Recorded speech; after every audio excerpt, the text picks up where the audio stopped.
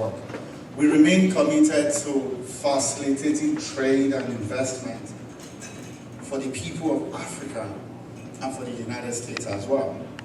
It's a bilateral journey for us. We're not only focused on Africa, we're also focusing on the diaspora.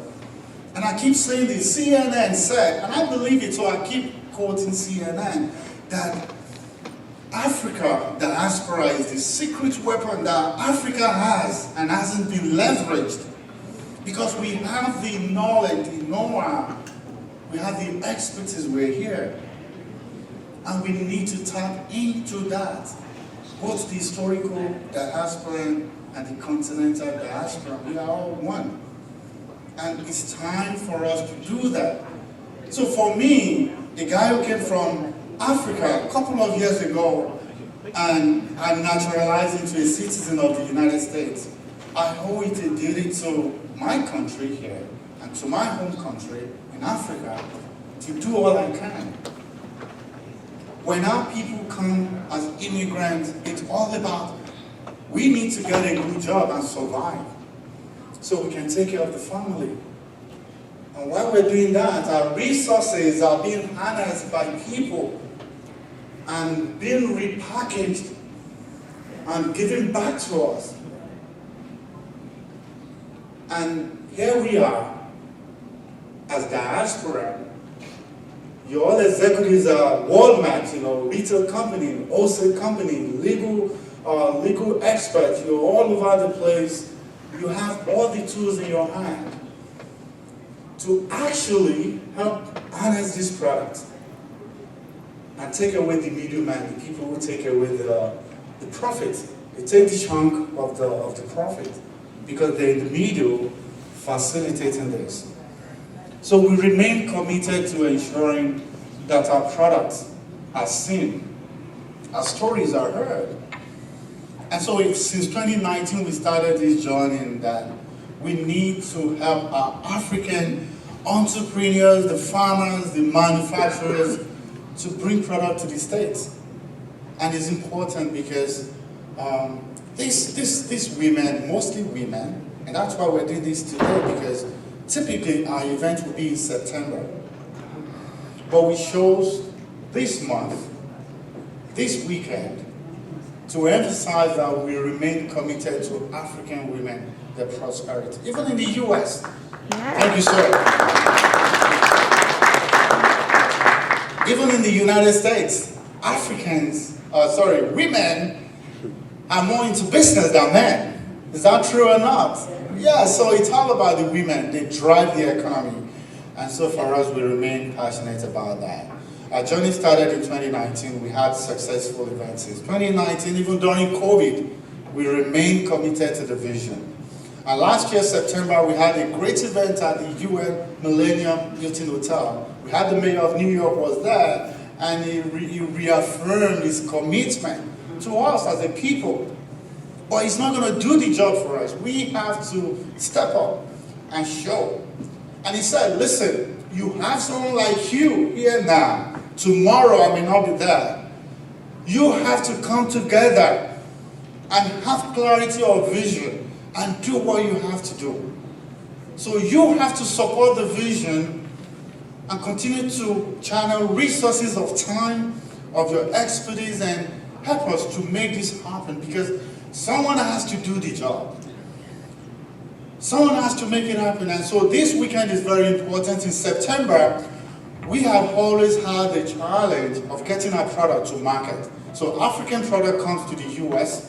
Now we need to get it into mainstream retail more. Some are there online, but you would hardly go to a Costco or a Walmart store and you would see those products there. And there's no reason why they shouldn't be there.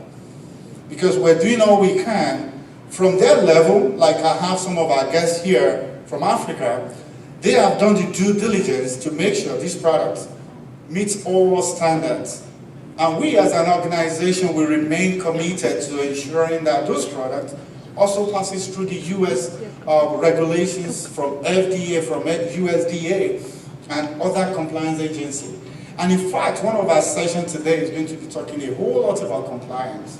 So while we continue to do that, we need to get the product to those locations and those retail malls. And so one of the things we've done is this. And so it's very important that people understand what this is all about. The incubation, which we will talk about shortly. But I just want to say that I'm really glad to have you all. It's a great pleasure for me. Like Nina has said, yesterday was awesome. Can we appreciate those who were here yesterday? Oh, it was great. We started at 8 o'clock. I mean, we were here since 8. And no single person left until 5 p.m. Every single person that came stayed back. We were worried that, oh, we were running behind time.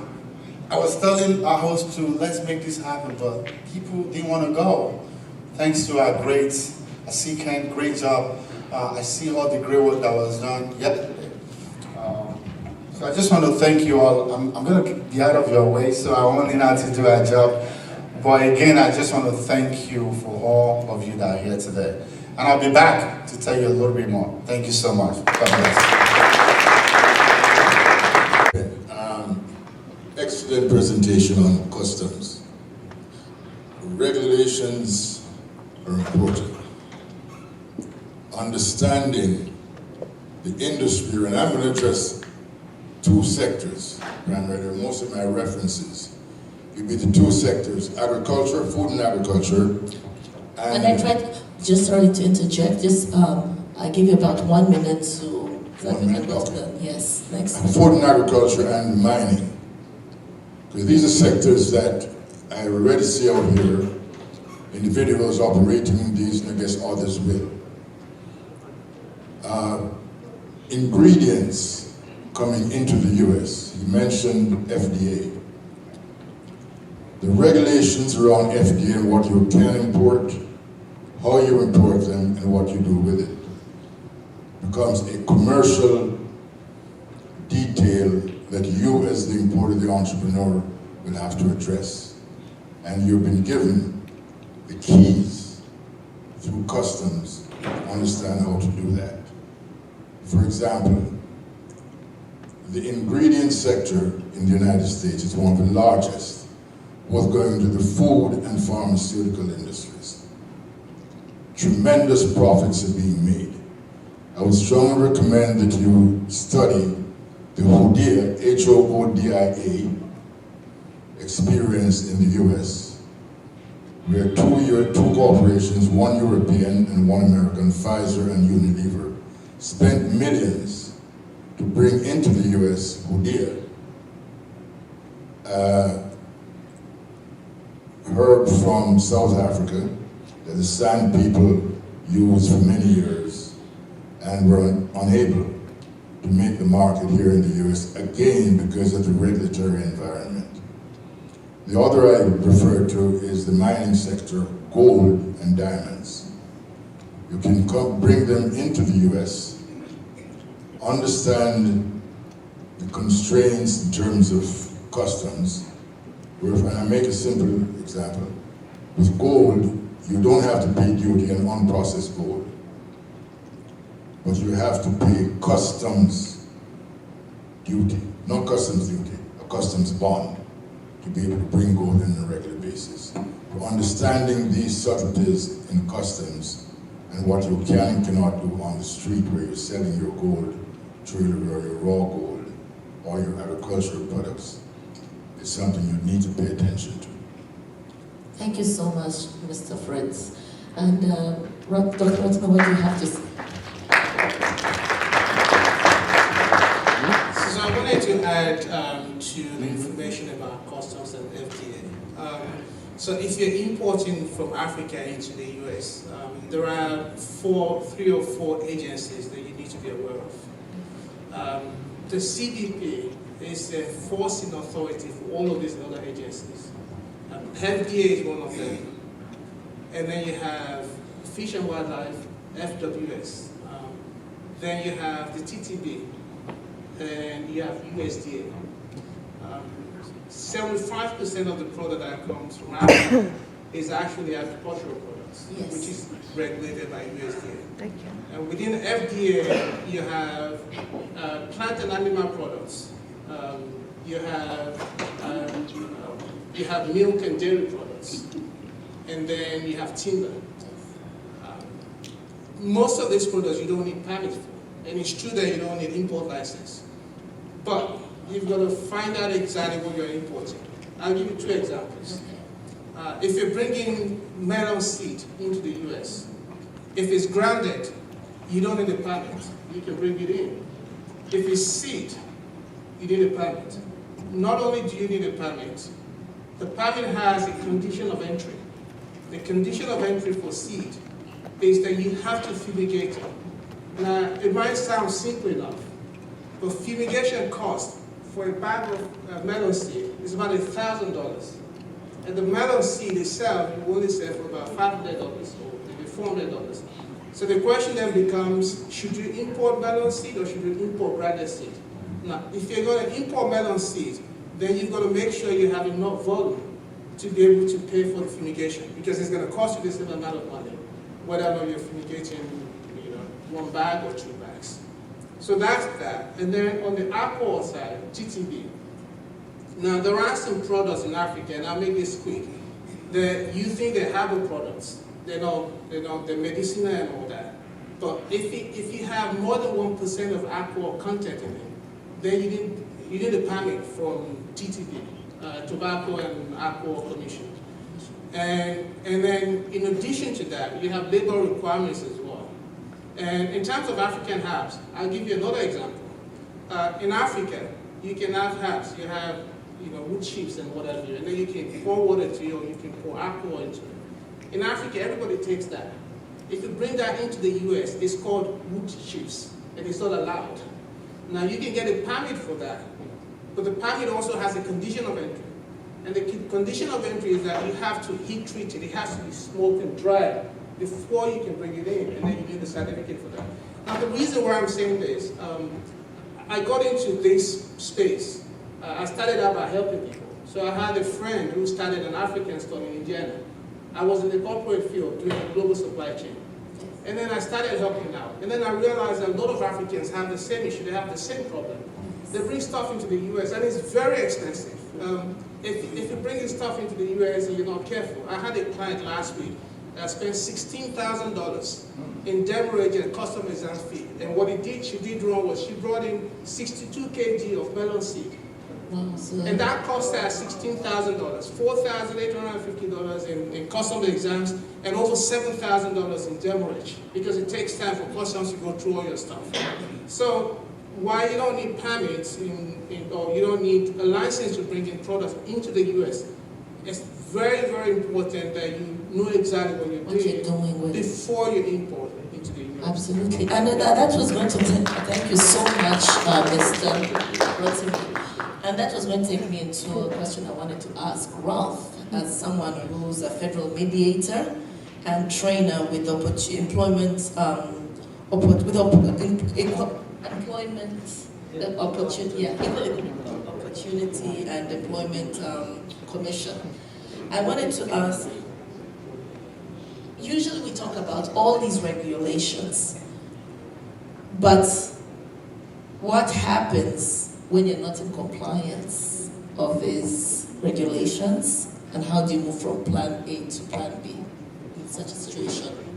Thank you. It's really important, as these co-panelists have mentioned, you have to ship what you state, okay? You have to ship what you state, because customs is very different from any other different organization, because when you run into a problem, it's not like you could go to court and says, hey, let's fix this. Customs, as I was speaking with Ken earlier, they're the judge, they're the jury, right? They make the decision, okay? The Constitution gives you civil rights, but it doesn't say you have rights to trade, okay? If you bring in a particular good and it comes into the territory of the United States, and let's say you did not, somebody discovers in an audit that you did not ship what you stated, you have to return the product. If you do not return the product, it costs, they'll they'll hit you with fees 3 times the value of the product. So imagine that. And so there's no recourse. There's no one to say, well, I disagree, right? You're going to go to the Court of International Trade, good luck. You're going to spend money on an attorney to tell you did wrong. So that's how come it's really important that the people who you have on staff knows what they're shipping. It's really important when they're talking about compliance, everyone in your organization needs to do compliance. It's not for one person to do. Because when there's a dispute, like I mediate disputes between brokers and different people about what transpires. But when it's a dispute or you have an issue with the government because you did something wrong, that's a one-sided affair. But when you're trying to move products from one end to the next, it's really important to understand the whole full logistics of your product. Who's your end user? Where's the end users located? You have to think about the seasons that you ship and the location, because like, let's say you want to move coffee from the village and it's rainy season. Guess what? You have a contract to move a particular good at a certain time. That contract may not stay the same. So you have to take in consideration about testing when to move a particular product and walk every single step of the way, because every single penny counts, okay? The price between $3.47 and $3.46 is a big difference in trade, okay? You have to think about that. And there's a lot of little pitfalls about if there's delays, okay, in a product, because remember, when we are moving product from ship to truck to rail, it all has to fit in together. So if you make a mistake and you don't have the proper documentation and you can't get it, let's say that truck can't move to this thing, or there's a particular cup happens, it blocks up everything. And now where are you going to store it? Then now, yeah, so that's the supply chain. And that's one of the things you got to be careful of, because well, that's where these disputes really happen. Who pays when that mistake happens? And those are the kind of disputes. And so when you're dealing with the people that you're dealing with, you have to think about from the worst case scenario and work backwards, because when there's a problem, you have to decide how is this going to be resolved. And then you're good. Thank you so much. Ken, do you have anything to add on to this discussion? Do you have anything to add? No, I'd like to answer that. You realize that when you I'll take questions at the end. Thank you. Oh, sorry. Yes, sir. Go ahead. Yeah, Brown from College. At the end. I have a question. I'll take, just for the smooth running, we'll take questions at the end, okay? Thank you. Do you have any follow-up addition to what Ralph has just said? Sure, I do. You have to realize that customs not only has its own set of regulations, it enforces the regulations of 47 other agencies, a memorandum of understanding with that. So the officers have a lot to do. Now, if you're going to import goods into the United States, your first shipment is going to be the most important shipment. That's the one that's got to be 100%. What are the chances of your first shipment coming into the United States being examined by customs officers? Probably about 95, maybe 98%. What are the officers going to be looking for? They're going to be looking for basically negligence. They're going to be looking at documentation that accompanies the shipment. Now, customs has pretty much moved away from hard copies, hard forms. Your customs broker is going to be transmitting information to the agency and other agencies as well.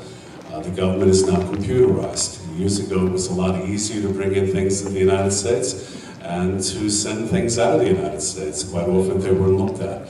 Lately, customs is in an enforcement mode. And if you're bringing in items from Africa, and they're agricultural, customs may look at them, because customs right now is looking at goods that are purported to be made with forced labor, slave labor, child labor. So if you're bringing in things like cashew nuts, if you're bringing in things like coffee, yeah, customs is on its hair right now, and it wants to know about that. So you've got to be able to have some kind of evidence that the goods that you're bringing into the United States were not made with forced labor, slave labor, child labor. So what you can do too, and I tell importers, they can work with the United States Department of Labor. And the United States Department of Labor has offices abroad. They keep basically what amounts to a bad guy list. And if they have any notions or they have any suspicions that goods are being made with forced labor, child labor, slave labor, again, they'll put everybody on notice about it. So customs is very big about that right now. And when you bring goods into the United States, there's a lot involved. It's not rocket science, but there's a lot to know about. And that's why you may, and you should depend, if you're importing, on a licensed customs broker. A licensed customs broker is somebody who's taken a very difficult examination, knows all about the customs regulations, knows about the regulations of all kinds of other agencies, and knows about documentation, knows the things that you need to know. They'll put you on notice of the information that the government's going to require.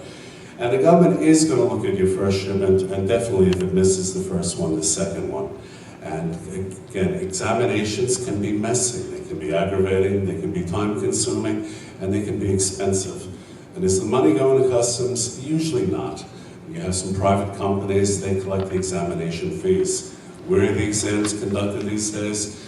They used to be conducted out in the open. They used to be conducted at the sides of ships. I remember on a border, with examined goods coming over the border. It's kind of difficult to do with rail. But now the examinations take place at private warehouses. And there are a lot of offices there, they've got their equipment, and they'll open up the doors to the container, and they'll look. And there are different types of examinations. There's some examinations called stratified examinations, and the officers have to check 100% of what's in that container. Other times, this is what's known as an intensive examination. Sometimes the officers are looking for merchandise that doesn't conform to U.S. laws and regulations. And then Customs has other crews. They concentrate on contraband. They're looking for drugs. And quite often when they examine things, they smash them up. They drill holes in things. It's kind of unpleasant. What kind of recourse do you have? Generally speaking, none. And that's why you've got to do the right thing when you begin to export goods to the United States. You want to make sure that your paperwork is in order. You want to make sure that your commercial invoice is proper. And Customs has a lot of requirements with regard to a commercial invoice. But you can find out about this stuff. The people overseas are going to be, from in Africa, are going to be sending the importer here an invoice that was constructed in Africa. And, yeah. Just could you please just wrap up a bit and then we'll come back to it? I'm sorry. Could you just wrap up a bit and then we could come back to you, just to so that we can have a chance to answer. Just remember the first shipment, there's some things to be done. Consult your broker, go online, get some free information. The first shipment is the most important one. And then you'll also need, you'll have a bond. I mean, bonds were mentioned. We can talk about that later. But your first shipment is the most important one. Okay? Thank you. Thank you. Mr. Rotimi, do you have something to say? Yes, so I wanted to add quickly that you can do everything right. You can have the right packaging, the right documentation, and you should get a good job. And then I will explain what I mean by that. So there's a distinction between CBP release and FDA release. So you might have a container at the port that is released by customs, meaning that you can pick it up. But you might have an FDA hold on it. And what happens typically, because all the systems are computerized, so if there's a pattern of something happening in one country, in one region, it affects everything else coming from that region. I'll give you an example. Some people imported Gary from Ghana and Nigeria. FDA found semolina in that Gary. Everyone else importing that batch of Gary from the same area got affected. So this is why it's important that even though you don't need a permit to import Gary or any of these other African food, that you have a reputable supplier in Africa. There's something called FSVP, Foreign Supplier Verification Program. It's an FDA program. It means that because FDA controls all of the product coming into the US for consumption and for skin and all that, they have to make sure that they know where it's coming from. So what used to happen a couple of years ago is that people would just set up a company in Africa and then they would just register with FDA. So the database got compromised, if you will. So they introduced a way to vet legitimate businesses in Africa. It's called DUNS, D-U-N-S. The number is issued by Dun & Bradley, it's a commercial company. So they use that to make sure that companies that are purporting to be manufacturers or packagers in Africa are actually true companies. So you have some FDA registrations that are still valid, but you might run into issues if they don't have DONS, because those registrations might be cancelled when your product gets here. Now, to avoid getting caught up in the example that I've given, you need to make sure that you have reputable suppliers that are registered with FDA. So even if Gary and Lupo and all these are getting stopped by FDA, if the FDA registration is verified, validated, recognized by FDA, you're likely going to be okay, even if everyone else is getting stopped. So I just wanted to put that out there that you could do everything right, and then you still get into trouble. Thank you so much, Mr. Rutten. So, Mr. Fritz, I have a question for you. Based on the concerns and the issues, what do you think some of these solutions are from your standpoint as an entrepreneur? Much of what you've heard so far addresses government regulations. That's important. If you don't get the government thing right, it's not going to happen. It is also important for you to have, there are two types of regulations that you have to deal with, or compliance. Compliance is about rules. Who made the rules? I'm very strong here. As a little boy growing up in a colonial country, we used to say, rules are to be broken, but we have to follow the rules. Now here you're hearing how to deal with the government rules, but you also have the private commercial organizations that you have to deal with, and they also influence what FDA does. Okay, so understand the private sector. When the regulations are made, it's a private businessman like this young man here who will lobby to get the regulations changed or modified. Now I mentioned two organizations, since we're talking about agriculture. American Spice Trade Association. Wouldn't hurt to be a member of that organization. The other, like the teas and herbs, is the American Botanical Council. These are trade organizations that determine what happens in the industry. Right now, two issues that we're dealing with: organic crops going in and out of Africa and into the US, we're talking cross-border trade, and organic regenerative, another standard. So the standards as established by the private sector, we need to understand them as well as those that you're being educated on right now. Thank you so much. I mean, So, in terms of solutions, I would strongly recommend that this organization, the U.S. Africa Trade Council, put together and maintain, not just maintain, information that you, the entrepreneurs who are applying, and others in Africa, can gain access to. Because too often, we get the information much later. And then you have to go to the attorney here and pay him to present you. Okay? I'm trying to take the money from you. thank you. No, I concentrate on preventing. Preventing. You screw up. Yes. The idea is not to screw up, and you don't have to. Absolutely. Thank you so much. And the next question is to Ralph regarding AGOA. So we know AGOA has fallen short historically. What are the opportunities for AGOA with the Africa Continental Free Trade Agreement, especially with the renewed U.S.-Africa relations on the heels of the U.S.-Africa Leadership Summit? Okay, thank you.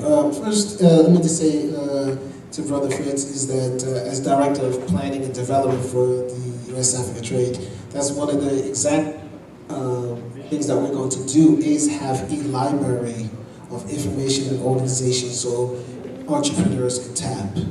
Now, when it comes to AGOA, some people may not be happy about this, but it's a lot of talk, okay? It sounds good, but as far as reality on the ground for the people, does it really help? Not much. Because here's the thing about the Goa, it's a lot of policy talk. But how many people have really been helped as far as who's telling you the direct information about AGOA? How's it helping you? If they're not educating the people, how's it helping you if you don't know anything about it? Right? I'm in the business, and sometimes I talk to foreign leaders, and some of them don't even know about AGOA. So sometimes I'm really suspect, because the reality is, most of the products that we're shipping does not affect US. It doesn't. It doesn't affect you. It's not being challenged. Where there's going to be a problem, as soon, and I'm trust and believe, as soon as Africans start producing higher end quality finished goods in the factory, you're going to see a problem with AGOA, okay? But right now, what's really going to move trade right now is not really AGOA. It's really organizations like this, the associations that he mentioned. Those are the organizations, the people who have come and traveled here, and how we have our groups and we go back to our families. That is where the biggest trade and development is going to happen. And as we grow, we do have to educate some of the politicians that do come through. Because even people on foreign affairs in the US Congress do not know the very policies that they're supposed to be working on. So we also have our job as people on the ground to help educate them. But as far as these policies, it's a good first step, and some of the in AFTA, these are great first steps. But I think until these programs start educating young people in schools and everyone else, you're not going to see that much development happen.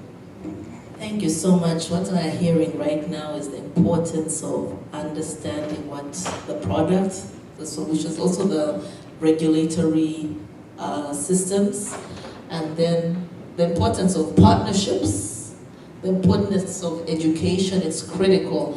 And this brings me to Mr. Fritz.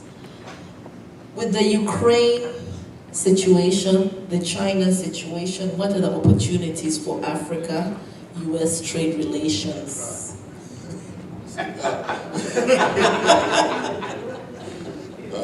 He has more than 1 minute, right?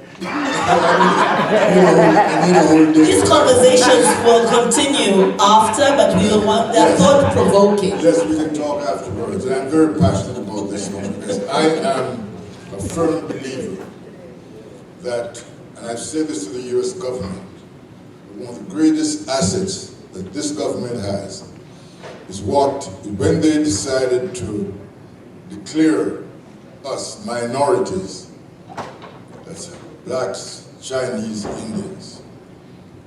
What was not understood is that that same group of minorities today is one of the greatest assets that this country has, because Africa is now the largest market potentially for the 21st century. Small and minority businesses here, as we're called SMEs or MSMEs, and the Chinese, if we ever get our game together, and I've been to China, I've worked with the Chinese groups, to address the opportunities in Africa. Okay, we have the equipment in China, we have the technology, and if we understand how to use these things well, we can do a phenomenal job on Africa's industrialization. And you go from trade to processing to industrialization. We haven't talked yet about the mining sector, because right now we'll have to get into rare earth. Look at the compliance measures we have to deal with, both in the mining and agricultural sectors. But we can talk a lot about how we have to deal with Africa's Seems development. like Ken has a burning question, contribution with regards to. But that's a big issue, really, how we deal with Africa's development and China. We should not be worried about China, because China has been involved in Africa as far back as the Silk Road. During the liberation movement, China was very involved in Africa. America is never going to change that. It's politics. We have regulations, they're politically directed, and we have to comply with those. So So we have to understand that as well.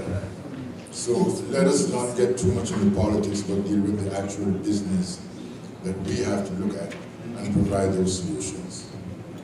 Thank you so much. Ken, do you have some remarks with regards to that? Thank you very much. AGOA, African Growth and Opportunity Act, is going to last for a little while longer, and a lot of business people don't understand AGOA. And you know that knowledge is power. So where are you going to go to find out about AGOA? Got a pen out? Put it down. You're going to go to www.cbp.gov. That's the Customs Border Protection website. You're going to see a tab. It says Trade. You click that on. Then you're going to see a column, Regulations and Rulings. You click that on. And then you're going to see something entitled Informed Compliance Publications. And there's a publication entitled AGOA. It's well written. It puts everybody on notice as to what the act is all about, what it does, and what you need to do, what you need to know about in order to get your product to the United States. And if the product comes to the United States and it satisfies country of origin rules and so on, it's going to get preferential treatment. It gets free treatment. But you've got to do a little homework and just look at this publication and give it to people you know. Give it to businesses, send it overseas. This is what you need to know about. And fortunately, we do have a publication. It's designed for those who've never been involved with AGOA, and even those who have been involved with AGOA. A lot of things that people forget or never learned in the first place. So go to that publication, Informed Compliance publication, entitled AGOA, African Growth and Opportunity Act. You can learn a lot. You can do all kinds of favors for people, help increase the business in Africa, help people export to the U.S. And the other thing you need to know if you're going to be exporting to the U.S. and you're going to be exporting food products, the Food Safety Modernization Act. There are new rules in place, been so for the last couple of years. Basically, it's foreign foods, drink. It's got to meet the same standards as domestically produced foods. So where do you go for that? www.fda.gov. That's where you go. We could have a whole day on this because, I mean, it's just getting exciting, but I know we're going to have conversations after this because this panel is really an amazing panel. The great health advocate mogul, Dr. Roxanne Simone Lord.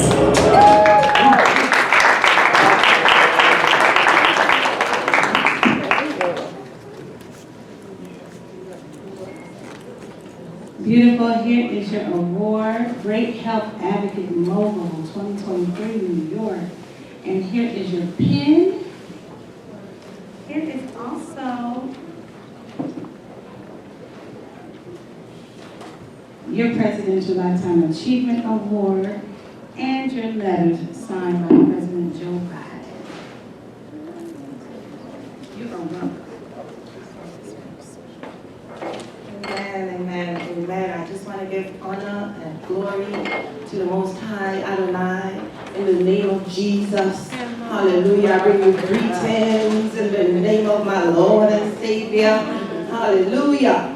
And I want to thank you for the beautiful woman that you are inside out and the mission that you're on and the vision to do what you do. So thank you, Queen. And I want to thank all the queens and kings out here tonight. If you're a king, if you're a queen, let me hear you make some noise. That's right, because it's important to remember that we are descendants of the line of David, that we are ancestry, heavy, strong ancestors. People don't know. And so I started documenting who we really are and who Jesus is and was, and also the fact that Jesus is described in the book of Isaiah, and it says that he was not blonde and blue-eyed. It didn't say that in that book of Isaiah. It said that he was not that great to look at. He was humble. He was poor looking. He probably didn't have nothing. He didn't have anything much. So I just want to thank you for coming out tonight. And I want to thank my husband And I want to thank all my friends that came to support me. And I would like you to take better care of yourself. Please, I would like you to pay attention. You know, real quickly, we have a juice bar, Mother Earth Juice Bar, and we started in a very rich part of town. And while I was there, I noticed that, I didn't notice the people's eyes. You see, I practice iridology. I'm a doctor of naturopathy. And the eyes, the irises, tell me what's going on with your health. It tells me everything. But also, I check the urine and saliva, but it tells me a lot. And what I saw in the rich part of town was that the people who came there, they didn't have nothing much going on in their eyes. And their eyes were blue and green, and it was easily red. I could just look at them and see the marks. And they were in good health. We moved that juice bar from Forest Hills, New York. We moved it to Sutphin Boulevard in South Jamaica. And let me tell you what I saw.